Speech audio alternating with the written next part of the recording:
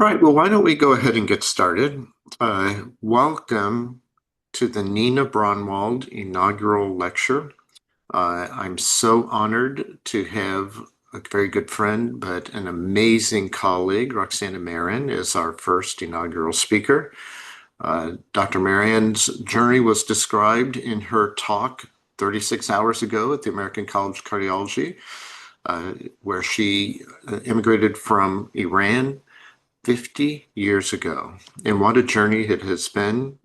She has become a world-class leader in cardiology, someone that women look up to, someone that all those people who come to our country look up to, someone I look up to, and someone who's a real role model for everyone in cardiology. So this is her first official event as the new president of the American College of Cardiology. Roxana, I'm so proud of you. Thanks for joining us today. Why don't you tell us a little bit about, first of all, how the first 36 hours have been and your thoughts? So, first of all, Mike, it's really truly an honor. So many things are happening almost like in a way that I cannot believe on this 50th year anniversary of my arrival from Iran to the United States, and now as an Iranian American and a very proud American, I am absolutely amazed and overwhelmed with the fact that I am now and officially the president of the American College of Cardiology. And as you know, me better than anyone, very deeply, that I do not take titles as titles, that it is what we do with titles and positions and these kinds of opportunities that matter. What kind of work will we be able to achieve together? Not me as one person, but us as a community of cardiovascular professionals.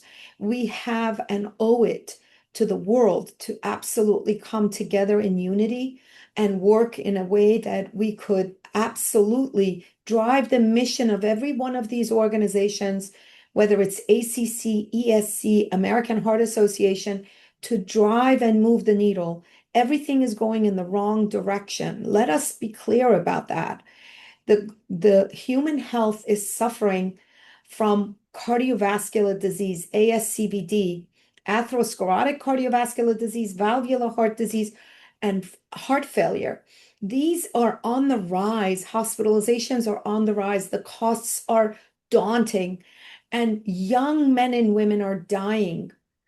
The trajectory is in the wrong direction. The decline in cardiovascular morbidity, mortality is slowing. So, what an opportunity at a time that we are in an opportune moment. And shame on us if we're not able to actually move the needle by becoming closer and not divided, by pushing the boundaries against the negative thoughts and making sure that we could come together as one group, as one coalition of cardiovascular professionals, making sure that the message is out there, increasing awareness, but more importantly, moving the needle in terms of funding for programs that will make a difference in heart disease. This is the number one killer of men and women. And I really believe that we could do it only if we can be together. And so it doesn't mean anything to be the president of the American College of Cardiology if we cannot transform cardiovascular care and improve heart health for all, which is the mission of that particular organization, but no different than ESC and AHA, and no different than many other foundations and federations. So why can't we all come together? And this is really what I will absolutely work tirelessly for, and make sure that our academic research organizations are also coming in here, because clinical trials and the work that you all and we're all doing is what drives the evidence that then becomes clinical at the bedside. And that clinical implementation is absolutely key. So this is what we need to do. But to be the inaugural speaker for Nina Brunwald lecture. Thank you for recognizing this incredible woman. I am the seventh president of the American College of Cardiology who happens to be a woman. In its 76 years or 77 years now of existence. Um, the presidency, the 74th president, is something that came about 3 years into the history of ACC College. I am the first woman from Mount Sinai to be serving in this role. I am also the second person from Mount Sinai to be here as the president of the ACC. And the first president, for those of you who I know will remember, is no other from Mount Sinai, was no other than the incomparable Simon Dack. He was the founder of the Journal of the American College of Cardiology. That's what he did in his presidency. And that was not no small task because at that time there were no journals dedicated to cardiovascular disease. Of course, there was, I believe, circulation in the American Heart Association was doing something, but very, very importantly, he inaugurated JACC. And so thinking about his incredible contributions, I have to do better, right? As a woman. So my task is bigger. And I'm just so proud to be here. And my respect for Eugene Brunwald, for him recognizing me when I was a nobody and always taking my calls, listening to me, nominating me. He was, he is the most incredible force. And I know how close you are to him. But having Nina Brunwald be the Nina Brunwald lecturer as the inaugural lecturer, and I also was the inaugural winner of the 2016 ACC Bernadine Healy Award, it gives me a great pleasure to be here with you today and to this audience. So thank you for having me. Thank you as my first official ACC presidency lecture to be giving the Nina Brunwald lecture. It just is incredible. So I believe in all of these things. So that all of this had to happen for a reason. So thank you. We're going to talk to us today about women and heart disease. So take it away, Roxana. Thank you. Thank you so much. I'll begin to share my slides.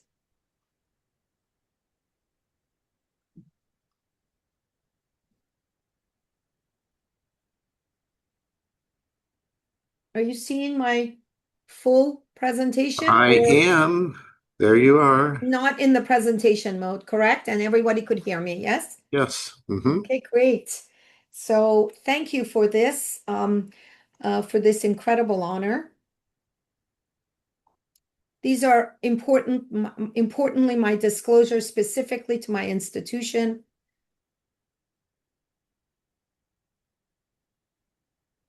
So Nina Starr Brunwald, where do we begin? The first woman cardiac surgeon, the first woman to perform open heart surgery, the first successful mitral valve replacement. She developed early prosthetic heart valves and pioneered cardiac innovation while breaking barriers in a male-dominated field. She opened the heart and the door for women in cardiovascular medicine. So thank you for having me be the inaugural speaker. But none of it happens without you, Mike Gibson, a leader at the Baim Institute for Clinical Research, driving innovation in cardiovascular trials, a central figure in the TIMI study group, defining evidence in acute coronary syndromes, and so much more of all that you have done at TIMI in all of those years. The TIMI frame count that I used every time I look at an angiogram, you are the founder of that. You are the brilliant mind behind that. And this is the nomenclature we use every day that we can speak about and talk across borders with regard to the flow of the coronary arteries, which you developed, and how you have transformed clinical data into practice with your insights and what you're doing in a worldwide audience. And how you are about sharing everything, how you are about not just sharing yourself, but sharing all of your content with the world totally in a complimentary fashion, something that talks about the generosity of you as a person and who you are as a leader and a mentor and so much more. But no other than the most prolific academician with so much in of the number of publications, thousands of it. And thank you for giving me the opportunity to talk about the global cardiovascular burden that is increasingly and alarmingly increasing in women. So here we are, cardiovascular disease, the leading cause of death in women worldwide, hands down.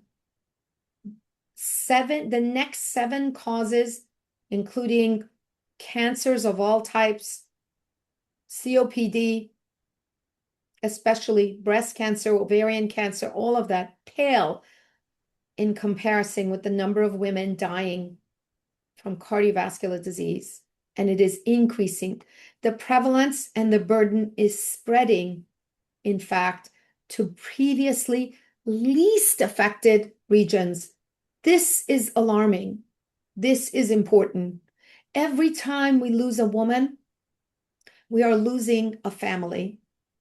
And when we improve women's health, we're improving the health of every family. In every woman that we improve their health, we're improving that family's health. Remember that because of the impact of women in our society. During the last 3 decades, there's been a 1.5 increase in cardiovascular deaths in women. 6 million in 1990, 9 million in 2019, and it continues to increase. Cardiovascular disease represents 29 and 31% of all deaths in white and Black women. In the United States, 32% Black women, 29% white women. Take that in. This is 2023. And these are the statistics. White males, white women, men in blue, women in red. You start to see the increasing issues and how this is very, very important. The temporal trends in maternal mortality, pregnancy mortality. This is crazy in the United States between 1987 to 2024. Take a look at that. And of course, that big peak is during COVID, where women and pregnant women suffered the most mortality ever seen before. And we are in the wrong trajectory, as you see. Cardiovascular disease is the most common cause of pregnancy-related death. And when there is pregnancy-related death, it's the death of two instead of one. And it is really, really important to think about that. Cardiovascular disease and deaths account for 22% of the deaths in pregnant women. And you can see that in the order of like the other causes, and many during COVID-19. And importantly, the risk of pregnancy-related death increases with maternal age, and you know that maternal age is now increasing over the last few decades. And of course, increasing cardiovascular and obstetric risk in pregnancy after. And it's really important to look at this cardiovascular and the obstetric risk, and the fact that there is no question that we have a higher rates of adverse cardiovascular events compared to those who are non-pregnant with CAD, and increasing obstetrics complications compared with the general population. So very, very important to even know this very early on in the trajectory and the life of a woman. What about young women beyond pregnancy? Let's just put pregnancy aside because, yes, that is really daunting to think that this is what's happening. But The data are suggesting a greater increase of MI amongst young women. The incidence of acute MI hospitalizations, this is using ERIC, this is between the ages of 35 and 54 years of age. You see the trend in women, in men decreasing, in women increasing. But the point is that what we are seeing here is that in young adults, there's an increase in women presenting with acute myocardial infarction at a young age. And importantly, there is a very important association with higher mortality after STEMI in women compared to men. Women are older at presentation, and even after adjustment for age, they present a 20% increase in the risk of mortality compared to men after an ST segment elevation MI. And you ask yourself, why? Why are women doing worse? You know why? It's a simple reason. Heart disease in women continues to be underrecognized, underdiagnosed, undertreated, underrepresented, and underappreciated. Enough is enough. Let's understand, why is it under-recognized and undertreated and underdiagnosed? Maybe perhaps we do not understand the gaps in understanding cardiovascular risk factors across the lifespan, understanding that women in reproductive years, that's 4 decades of a woman's life, is lost because none of them are included in any of our trials. None of our guidelines include women of childbearing age because they've been excluded over and over again. So understanding reproductive and uterine health and the risk factors associated with that in the lifespan of a woman in her reproductive years has no data, especially even with pregnancy-related risk factors that now is becoming something that we need to understand. And even with the well-established risk factors that is similar in men and women, hypertension, diabetes, smoking, all of that is not being as well evaluated in women, especially in the younger age, especially in their reproductive years, especially in premenopausal women. We are missing the boat. And of course, the socioeconomic and cultural and important understanding of the ethnicity of women, where we just forget about those who are not white. We need to change this mindset. And we need to understand the principles and the gaps, which has the insufficient knowledge, understanding the anatomical differences and disease presentation mechanisms that are different in women compared to men, because women are not just small men. We are biologically different. And by the way, the biologic and preclinical data are also derived from male animals that needs to change. And understanding the disadvantage and the bias that are there in our cultural society, the insufficient awareness, treatment, and prevention has to be closed. These are the gaps that will lead us to a better place of improving human health by improving women's health.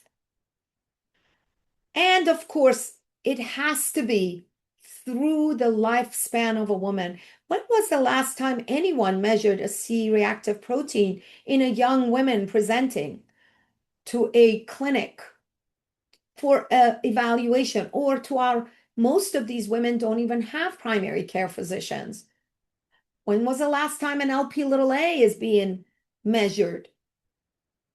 Early detection across the lifespan of a woman, especially in her youth, whether it's childhood or adolescent, during the understanding the menarche and menstrual abnormalities, understanding some of these sex-related, women-related issues like endometriosis, polycystic ovarian disease, the weight gain, the poor diet, and the physical inactivity that, by the way, happens in our young men. But we have to be thinking about that as early as childhood and adolescent, during reproductive years, the preeclampsia, gestational diabetes, any abnormality during pregnancy, contraception and infertility, dysmenorrhea, and other early risk factors like migraines, and of course, the birth control. In midlife, of course, within menopause and perimenopause and postmenopause, all hell breaks loose in women. They've been ignored for all of those years, and now they're 50, they're menopausal, they're gaining weight, and no one understands that they should be looking at heart disease here and development, or at least understanding what's going on in their coronaries or their atherosclerotic risk. Increasing blood pressure, glucose, lipids is part and parcel of the peri and postmenopausal woman. And of course, very, very important is the fact that we have lack of intensive evaluation, tailored preventive strategies, and this must be overcome. And of course, in postmenopause, everything else comes in, and we need to, and I will say it is never too late or never too early to intervene and to imagine what women have and understand them and see them with a different lens and understand that these risk factors matter a lot. And the way we have to evaluate when women come to our clinic is very different than our men patients who are men. These traditional risk factors have to be there, but did you know that type 1 diabetes, there's an excessive risk for ischemic heart disease in women compared to men, and even higher for type 2 diabetes, 25 to 50% increase in cardiovascular disease compared to men in women. Diabetes is so very, very important, as is hypertension, that the trajectory increases with age, and that there is no question that there is a longer use of second and third generation oral contraceptive, and that increased blood pressure comes with that, and that we need to understand that and look for it in our young women. Dyslipidemia with LP little a going up at menopause, but importantly, elevated lipids, and that the fact that women are less likely to tolerate statins, and we need to be really empathetic to that and make sure that we at least get them on the right therapy if they're not taking their statins because they can't tolerate it. And the payers must be better understanding of that. The increased prevalence in obesity in women, I already talked about the sexual dimorphism with the pattern of ectopic fat. The fat distribution in women is different, and the degree of inflammation that's associated with this fat distribution has never been studied according to sex, and it must be. And it's something that I'm absolutely digging into. And this is the systemic inflammation that women are much more likely to have. Elevated C-reactive protein is much more prevalent in women compared to men. And of course, there's autoimmune disease that goes along with more prevalence in women. And of course, their association with cardiovascular disease is well known. Women have more migraines, and this is associated with endothelial dysfunction and higher platelet aggregation. Think about these in your clinics. Look into them. A lot of it, we need more data. So I know there's a lot of academicians online here. This should give you a lot of ideas for the next projects, and let's get them going. Very important. We also know that there is a lot more anatomical differences in how women present, but also understanding the anatomy of how atherosclerosis and how plaque forms in our bodies. If we are a woman compared to a man, it's very, very important. The triggers are different of how we present as women. Mental stress, psychological and physical triggers, and emotional stress is there for women, much more so. For men, of course, usually it's physical, but for women, it's much more. We're more complicated. The lesion and the vessels are different. No, we're not just small men, but the vessels are smaller. There's a higher risk of restenosis. There's low plaque burden, there's more diffuse disease, and very important, strong flow mediated dilation, which means that there's a higher FFR for any given stenosis, yet the FFR parameters are no different between men and women. So every guideline, every threshold is based on data from men and not looking at the sex differences. So have we been doing everything wrong? We don't know. And of course, the differential diagnosis is that much more complex. Yes, there is atherosclerotic plaque rupture. Let's not miss that ever in a woman. But there's also erosion. There's non-obstructive coronary disease, much more common than men. There's microvascular disease that is never, hardly ever evaluated in women and needs to be. And I know there's a huge, huge work by Welcome Leap who's doing this work.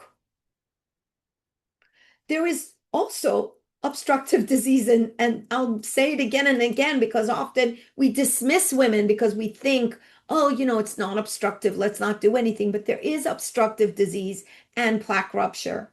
But there's also Takotsubo cardiomyopathy, spontaneous coronary artery dissection, and a lot more vasospasm. So think about all of these things as you are evaluating women. There's a lot of differential that needs to be evaluated that's different in men versus women.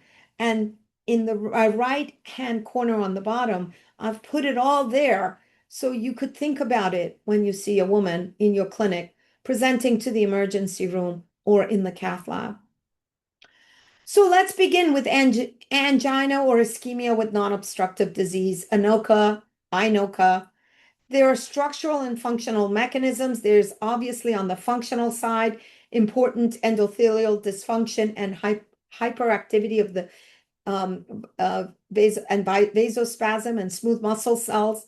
But there's also structural important issues there where there's abnormal vascular remodeling, luminal obstruction with intravascular plugging, and vascular wall infiltration with amyloidosis, Fabry's, and capillary rarefaction with decreased density, decreased diameter lumen obstruction, and important hypertrophy that could have extrinsic vascular compression.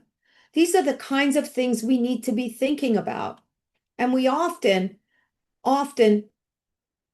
dismiss these. So, is microvascular disease in the coronaries clinically relevant? You bet you. When you look at that, CMD, coronary microvascular disease, is highly prevalent in both men and women, more prevalent in women, and associated with more MACE, major adverse cardiovascular disease.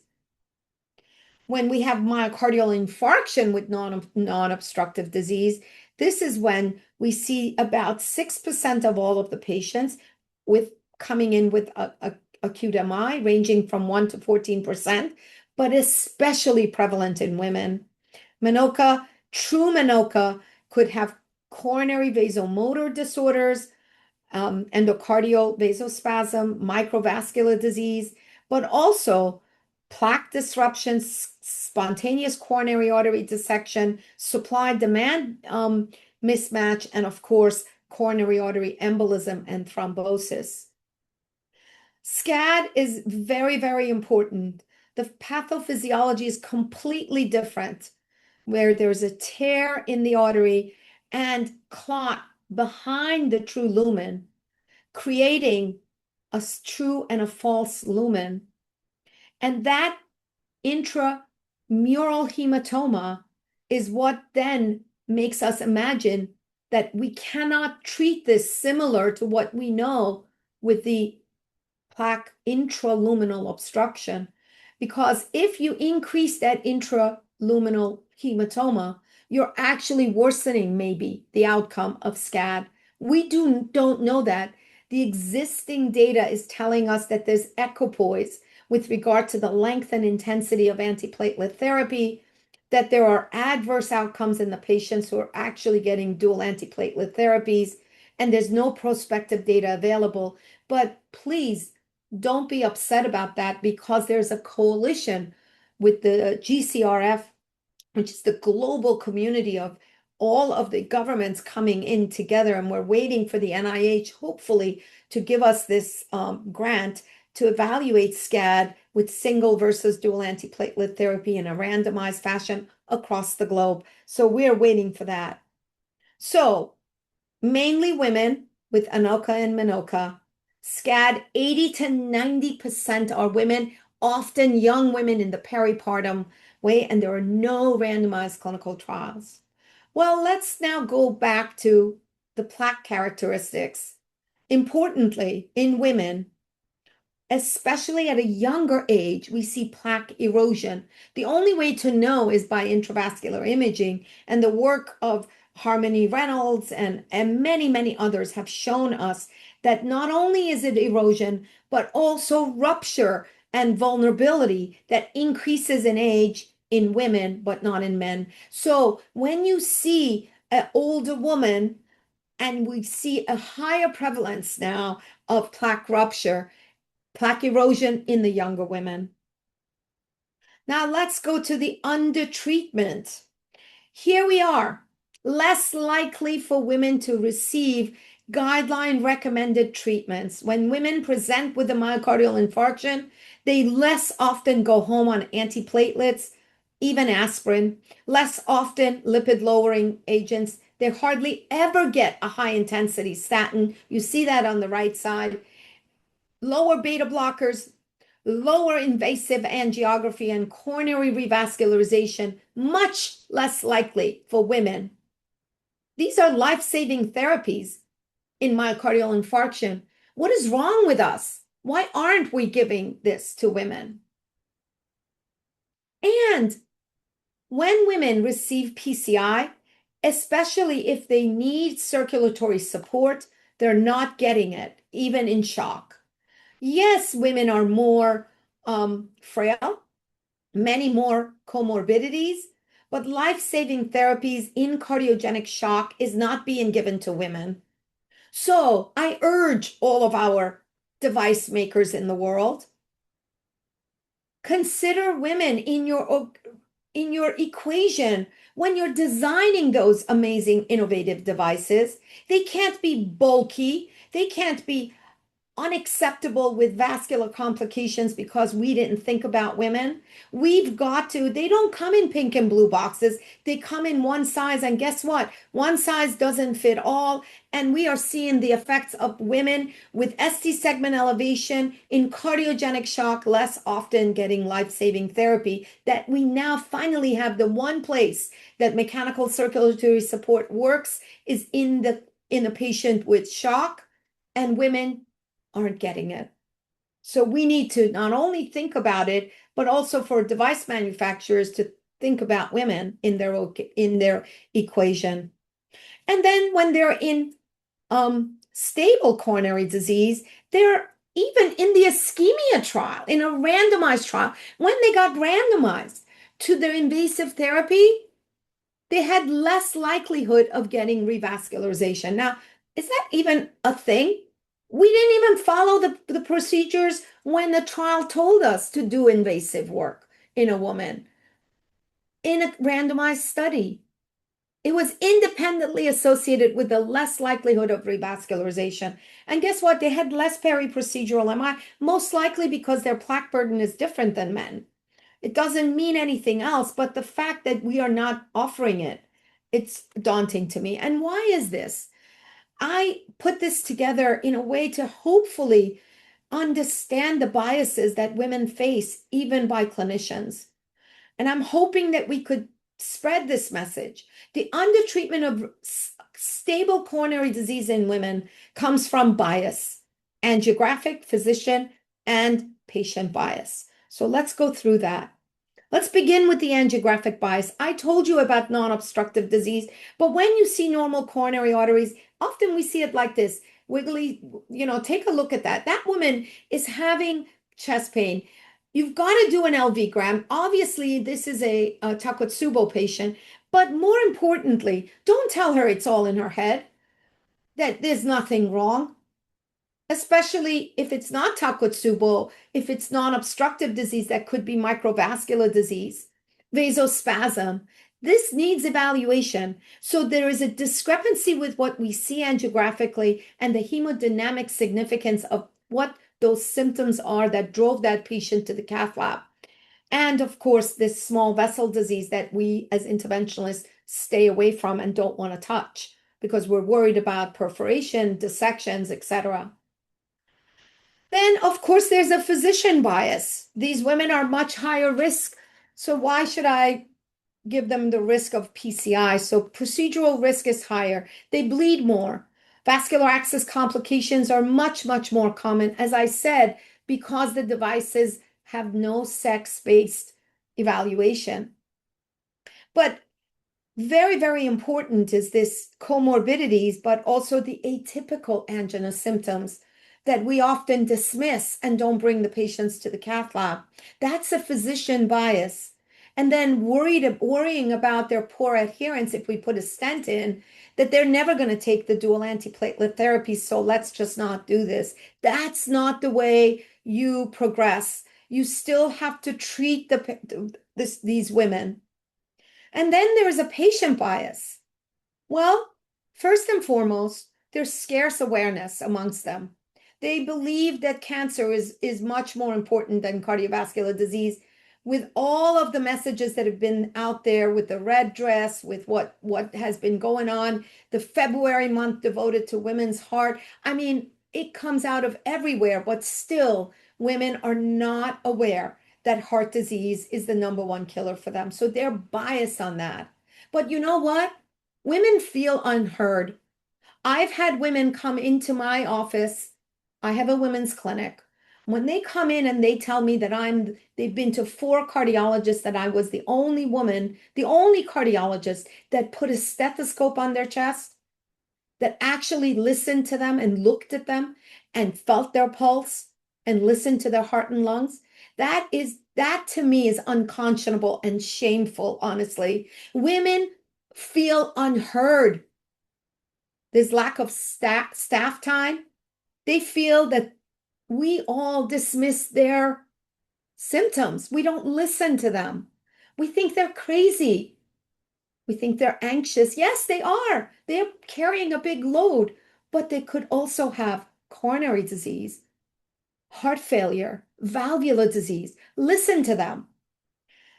There is lack of cultural awareness more than ever before, and we have to be respectful to any woman who's different than us. They feel judged by the staff, and there's lack of knowledge about their conditions. So, ladies and gentlemen, listen hard to this. This is true. This is what's happening. And then, of course, women are underappreciated and underrepresented. The importance of including women in clinical trials, it's been around forever and ever and ever. But maybe it was that thalidomide, the tragedy that led to that important amendment with regard to women of childbearing age, that no matter what, they were banned in 1977 from drug trials by FDA, and that has never gone away. I talked about this, but now FDA, Office of Women's Health, NIH, there have been advisories, include more women in, be more inclusive in your inclusion and exclusion criteria. And there's this amendment that hold very, very important regulations for products intended for life-threatening diseases and conditions. And very importantly, to show the data according to sex in 98 and 2000. But let me tell you, women are still underrepresented in cardiovascular research, probably because of all the things I just told you about their own biases, the patient's biases. Are they being tested? Are they not being heard? No one is listening to them. And even though there's mandating legislation to include women in clinical trials, they're underrepresented and excluded pretty much on every single one of these. The participation to prevalence ratio, when it's under one, it's pretty much in everything that we know is life-threatening: arrhythmias, coronary disease, acute coronary syndromes, heart failure. We are not meeting the part, even in valvular disease that's quite prevalent in women. We're excited that 50% of the TAVR population is women, but you know what? It should be probably 60 to 70%. So we are not there, especially in the high risk. We are there for obesity and pulmonary hypertension, but these lower ratios must bring us the understanding that we must do better. And of course, I'm showing you this, the lower than 0.1, than 1, and it's pretty much in every single thing that we are doing. There have been policies and guidelines to improve cardiovascular health in women from every society, every regulator, whether Canadian, European, World Heart Federation, American Heart Association, ACC, The Lancet. Look at this. Look at how much work is being done. And of course, we worked hard, and thanks to Mike Gibson with his beautiful artwork that now shines through the world for bursting our hearts for women, and really working hard for a decade of work to reduce the global burden of disease by 2030. We now mark the 5-year anniversary of this paper in 2026, and we'll be giving an update through the Lancet with regard to how much progress we have made and how much progress we have failed to make. And the overarching commission's recommendation that I was lucky to lead with Brigitte Vogel was with regard to closing these knowledge gaps, enhancing awareness, targeting these well-established but sex-specific, under-recognized risk factors, and strengthening the healthcare systems and engaging healthcare professionals. I've been doing this for the last 5 years with these talks, and I'm just so thrilled to see that the strategies to increase the proportion of women in clinical trials have to be met. And we've been working very, very hard. Mike Gibson has been totally devoted to this, as are other academic research organizations, to be more inclusive in our designs, to meet women where they are, to exchange knowledge, but much more importantly, removing barriers in our trials. We ask a lot of the participants. When they're men, their wives bring them for those important meetings and visits. But when they're women and they're single moms, they need childcare, free transportation, other things, televisits. We need to go to them. They are busy, and we need to understand that so that we have evidence for them, not apply men's evidence in clinical settings to them. We need to have more data. And the strategies are there. Please go to this paper by Dawson and Mijos. These are the things we have to rethink our eligibility criteria. Make sure that the trial materials are thought about with inclusion of women in mind, ensuring that the staff are culturally competent, and building trusting partnerships with the community organizations where women frequent so that we could go and see them and meet them and explain to them that we are here to, and we are a trusted source, that our trials will translate into evidence for women. And importantly, we need to rethink about how we are designing trials. Maybe we can use adaptive trial designs to increase representativeness. Adaptive designs could help us to plan modifications and be able to, as we accumulate data, to make us better for data that is inclusive for all. It could permit changes to trial enrollment criteria based on interim analyses. It could get us there. It's one way, and there are many other ways that we already talked about. And then importantly, the leaders of our trials need to also be diverse because they will think about the diverse population that may be non-diverse trial leaders that currently lead the way in leading trials would have missed or not considered. So representation of women in clinical trials as lead authors or as leaders in executive committees makes for inclusion of more women in those trials. The data are clear, but take a look at what we have done. Women are underrepresented as lead authors. Every time I'm chosen as a PI, I'm asked to lead with a co-PI that's a man. I don't need a male co-PI, but I'm always asked to have that. But I move along with that and I respect that. But we only have 30% of lead authors being women. I promise you that Nina Brunwald would not be happy all these decades later. I promise you that. That is not what she wanted. And certainly, we have to have a diversification of the workforce. I don't have to tell you the work environment for women, especially in interventional cardiology and invasive procedures. But I'm telling you right now that this workforce needs to be more diverse, more equitable, and we as a subspecialty need to be more family friendly to both men and women to be able to absolutely have this not only homogeneity, but stop the attrition. The fact that women are leaving the workforce because of the toxic work environment.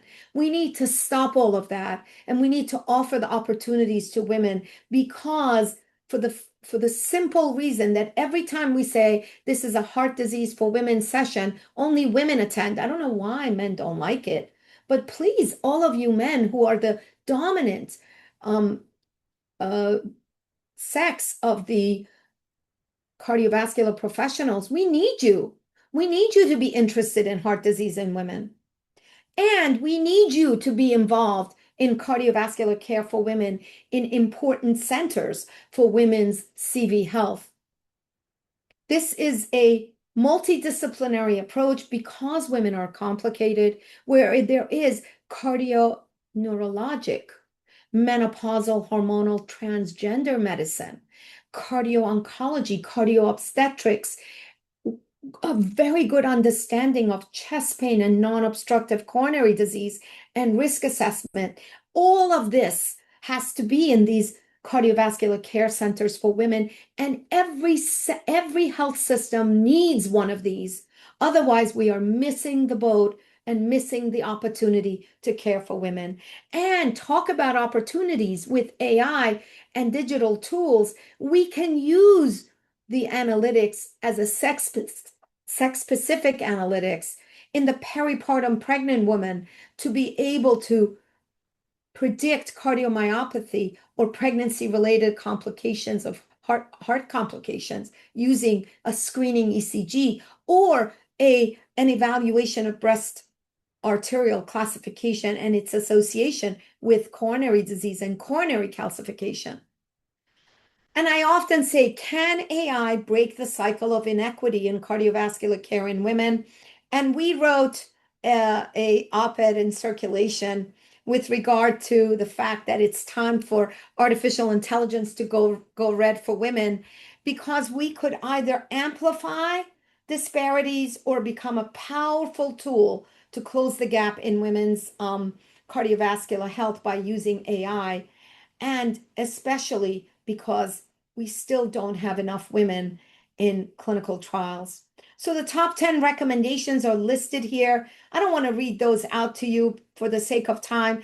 I pretty much covered all of them on this talk. This is from the Lancet Commission. We will report on this later on, either end of this year or definitely in the first quarter of 2027 in the very large annual Women's Health Summit that we plan to do in February of 2027. So stay tuned for that. I hope that we have moved the needle on some of these. I think we have actually, and I'm thrilled and I'm thankful and grateful to those of you who have contributed to this cause. But remember that we have to give opportunities to everyone to deliver comprehensive care and intervene for women's cardiovascular health with an ethos of socioeconomic risk factors always in front of us, understanding the barriers, the inequities, and the access to care for people less fortunate than us. But it's never too late, never too early, even from inception to midlife to the end of life, never too early, never too late to intervene. Please don't dismiss women. Listen to them, talk to them, understand the biological differences, and apply it in your clinical practice. So, my closing arguments, let's close the gap. These are the key takeaways. Heart disease in women is under-recognized, undertreated, understudied. Let's close this gap. Sex-specific differences span the entire continuum from risk factors to outcomes. We don't know much about this. Let's close this gap. Women experience worse outcomes despite similar or lower ischemic risk.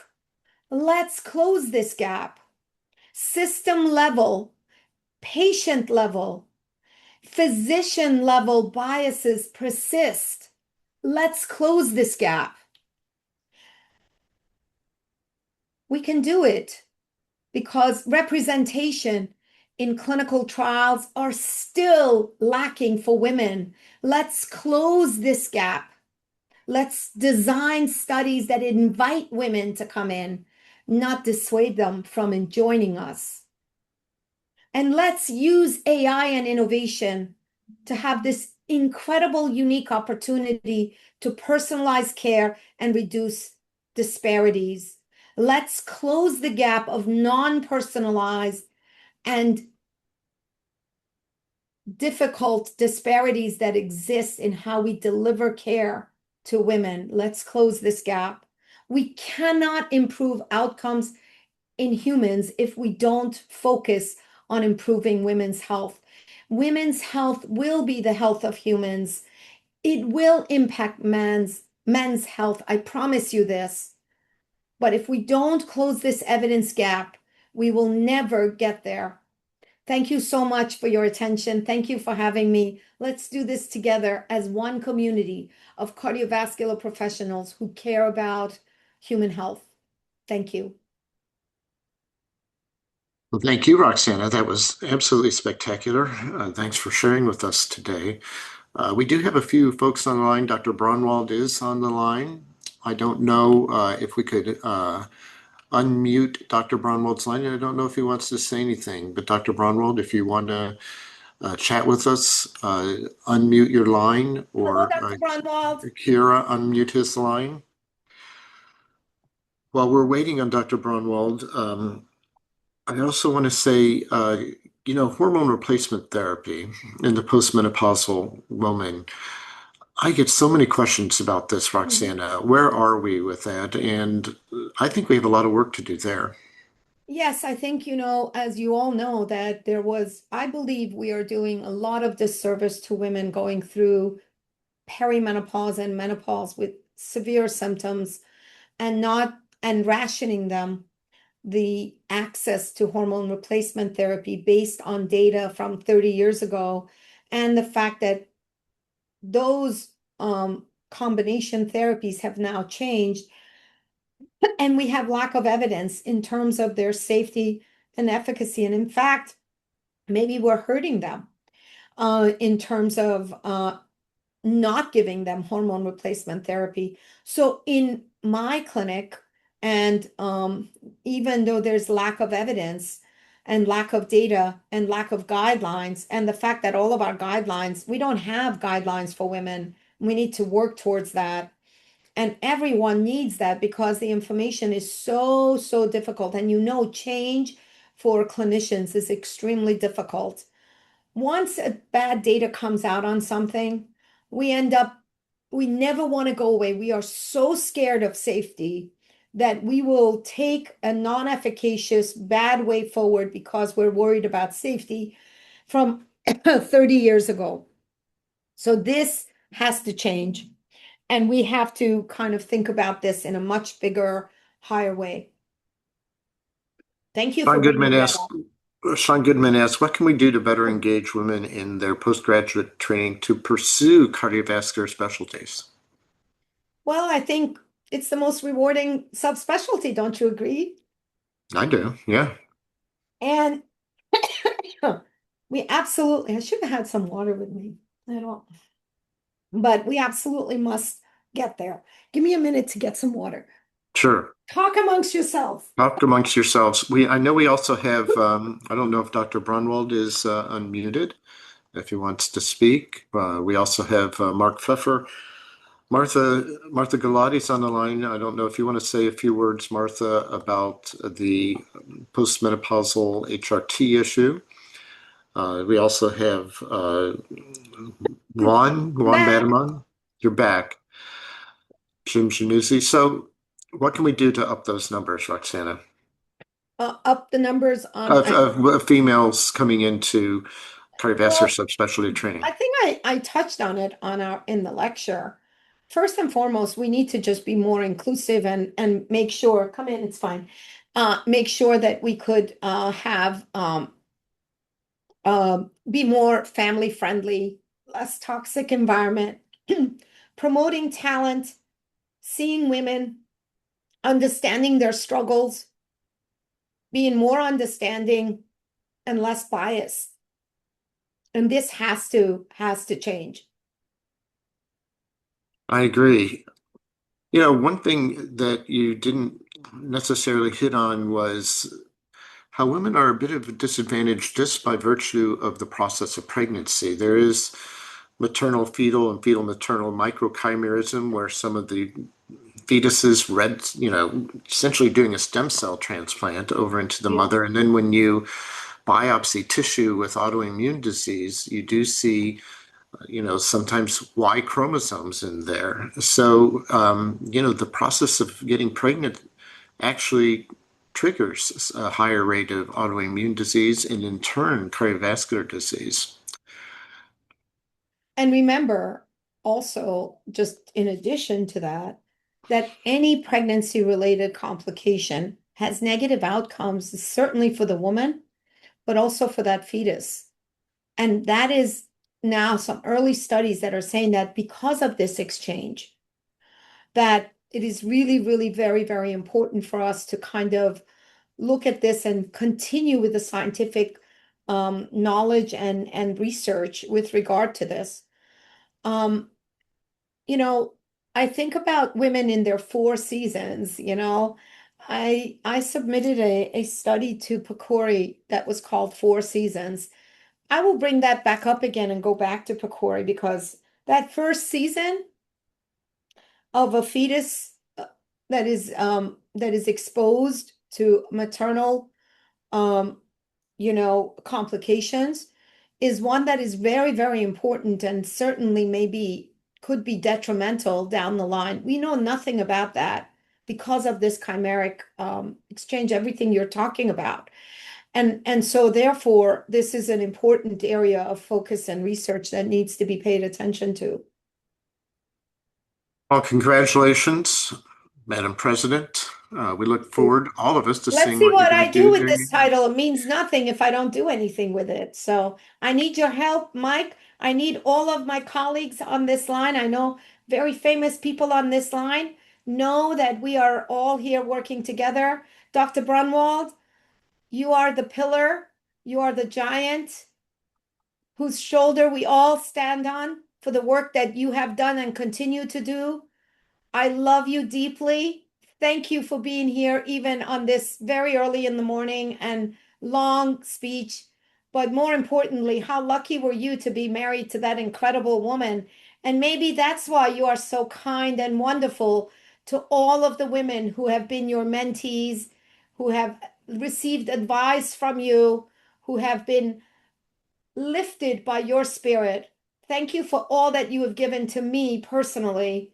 I would never be here or have the courage to face the world without having those amazing talks, and especially that picture of you that was uh, that's there in my office with you and my three daughters who are also so inspired by you. Thank you, Dr. Braunwald. What an honor to be given the inaugural Nina Braunwald lecture here today. It's been an honor for all of us. Roxana, thank you, and thanks to all of you for joining us here Thank today. you. Thank you all. Bye-bye. Bye bye.